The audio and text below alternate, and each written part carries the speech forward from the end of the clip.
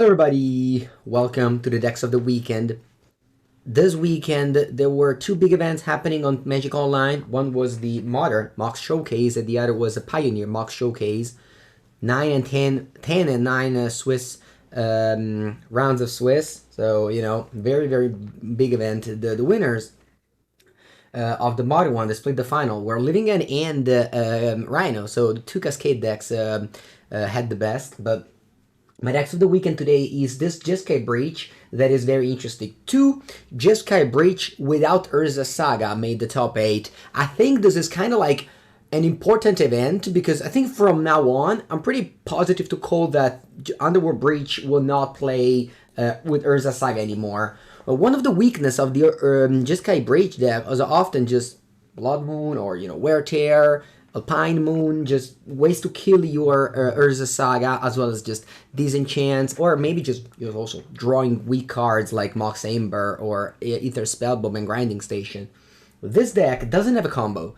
The other version was still playing Grape Shot, but I think that this might be actually the better one, without bad cards. How do you win is the classic question if you're not going off. Well, I made a video with this deck today for my stream. It's gonna go up on Wednesday, and you're gonna see that whenever I cast Breach with the stack Graveyard, it's just impossible to lose. Either you just bolt your opponent a couple of times if you have mana, or you just make a lot of value. There was a spot where I just Breach, played Unholy Heat on two Unholy Heats on two things and 6 bubbles, so it really doesn't matter that you don't have a win con. You're eventually going to win the game. There might be some games where you actually have to win that turn because your opponent taps and kills you, but I'm gonna say that's unlikely. So this deck is a mix between Blue-Red Breach, Jeskai Breach and Blue-Red Murktide. We're playing Giganta, so no Murktide, no counterspell. We have 3 Spell Pierce. The white splash might not be needed. Like, for example, I have Prismatic Ending instead of 4th Eat, and I have a couple of Teferi, which, don't get me wrong, Teferi is a great card, but maybe you don't need them. Same thing for Otherwood Moonlight Prismatic Ending. It's nice to have Prismatic Ending because it's a way to kill the Unlicensed Earths, which is definitely a problem against a deck with 4 Breach. But, so maybe that's honestly the reason, just that you have very good answer to some Cyborg cards that can bring it to you. But anyway, what I wanted to highlight today is that if you're a Jeskai Breach player or even a Blue-Red Murktide player, I think it's time to go for this route, because this might actually be the future of this card. If you haven't seen it before, very often you just cast it and you just go off. So with 1 Underworld Breach and 1 or 2 Channeler and the Mishra's Bubble, you really go deep into your deck. Find a second Channeler and just play that one and keep on going. The weakness now, like why am I still thinking that Blue-Red Murktide is better than this deck? Because the weakness is that post sideboard, this deck gets weaker because the people would bring in Cyber Hate for your graveyard, and Underworld Breach isn't maybe as good as it is game 1. Or if you draw multiple breaches in the early game, they might be clunky. For example, you can cast a Murktide Regent with just 5 cards in your graveyard on turn 2 or 3, whereas for Breach, you have to wait a little bit more. So, those might be the reason. But outside of that, this is another 4 Shredder deck. I love Shredder. I'm playing also 4 in my deck. So very similarly to Blue-Red Murktide, but, instead of Counterspell and Murktide, you have Underworld Breach.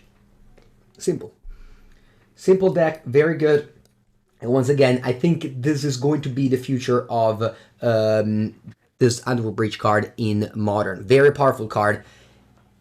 It's seen play in other decks, like in Blue-Red Prowess and Great Sea Shadow, but I think that, this is just better. Like, I played Underworld Breach in Great Sea Shadow. It's gonna be up on my video today already, but it just didn't feel as powerful as it is here. I think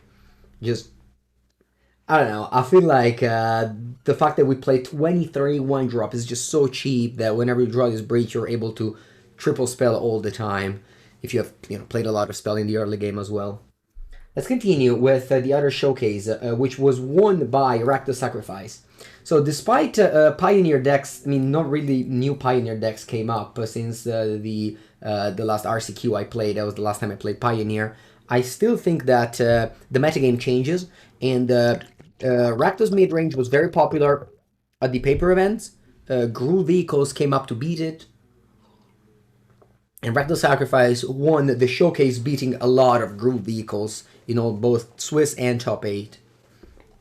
This deck, Mayhem Devil, thrives whenever creatures are popular. So if you expect, mono white, mono blue, Gruul, and things like that, you want to go with the Claim the Firstborn Mayhem Devil. Whereas if you expect a little bit more like control decks, maybe Rakdos mid-range and etc., then this deck is not very well prepared, but very well placed. But it's definitely a strong deck. It is a Fable of the Mirror Breaker deck. The list is very refined. I remember in the beginning of Pioneer with, not beginning of Pioneer, but at beginning of the year, I guess, Obnixilis was seeing a lot of play in this deck. Now it's just 2 in the sideboard. This deck list comes from a player that already had some other previous good results with this deck. So I would say that if you like the sacrifice strategy, this is definitely the way to go. We have 1 Eaten Alive, 1 Village Rites on top of 4 Deadly Dispute, which is not only a Pauper staple apparently, but also a Pioneer staple. Probably one of the few decks that still plays Cadre Familiar Plus, which is often in Pioneer, and again, a very good one. Just the classic game plan of just chipping in damage, just stealing your creature, and going for the win, even after Mythic Massacre. A very special deck now for Legacy. You really have to follow me here because I can't show it to you on Magic Online because it has very many cards that are not on Magic Online. This is a deck that an Italian player, Francesco Boscagli, played in the Domination event in Pisa. He almost made the top 8. He was 5-1 and couldn't ID, lost the last one, but has a lot of strange cards, so keep with me now. Alright, the key of the deck, the combo key of the deck is Creativity Technique. This is a 5-mana sorcery that has the ability to demonstrate, which means that you can make a copy of this deck, but also your opponent makes a copy of this deck.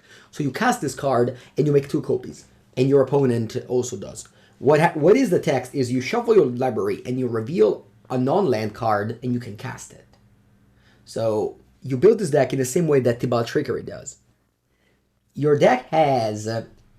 your goal is to cast this card, and you're going to do that with Let the Galaxy Burn.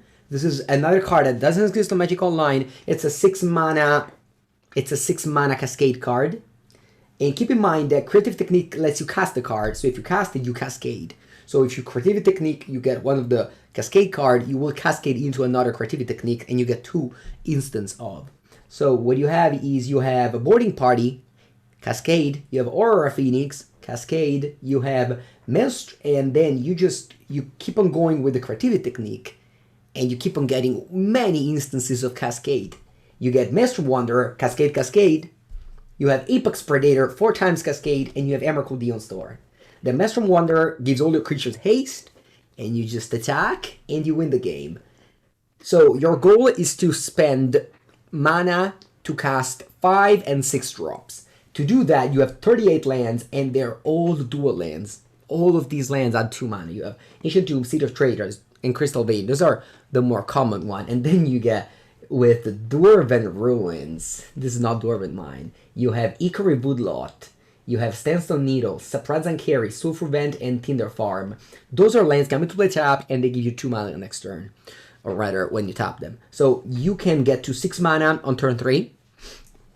Some of them would be tapped, some of them will be untapped. You cast one of your Cascade spell, so either Let the Galaxy Burn, Aurora Phoenix, or Boarding Party, or just, Creativity Technique, and you start the chain. You get 2 instances of this card. Your opponent also gets 1, but they will just get 1 card from their normal deck, whereas you will get the option to put on the stack something like Wanderer to cascade twice, or just, as I explained it. So this is the goal of the deck. It's a cool deck. And again, it almost top-hated a 7-round tournament over 120 players in Pisa, and it was I watched the coverage, so I watched the deck go off, and well, whenever they put this card on the stack, it's cool. Also because this card, it's not like you counter to Buzz Trickery, you lose the game, because you get 2 instances of this. So because you cast this and you copy it immediately, so your opponent needs they can maybe get away with letting 1 resolve. But you're very likely to just cascade into another one and get 2 more instances of this. So it's unlikely to break. So you need 2 counters to get rid of this deck. Of course, like Fast Combo beats this deck, Wasteland maybe beats this deck, but once this card goes off, it is hard to stop. And right now, Magic Online doesn't have all the cards, so Paper Legacy doesn't mimic real Legacy. And it's cool that people are innovating. I believe this deck comes from an event in Japan. But yeah, deck is... well, the deck is expensive, it says, but it's mostly all coming from these Ancient Tomb and City of Traders. These cards are quite cheap. I guess Mr. Wonder, it's... yeah, whatever. So if you happen to have an event that lets you proxy cards, this is something that you can have fun with. And you can... if you haven't followed me and you want to reread the card, remember that in the description I have all the deck list. And yeah, that's it. Thank you for watching as always. This is Decks of the Weekend. It's coming back every Monday. And yeah, if you have enjoyed the video up until this point, consider subscribing to the channel, leave a comment, leave a like, and have a good day, everybody. Enjoy your week.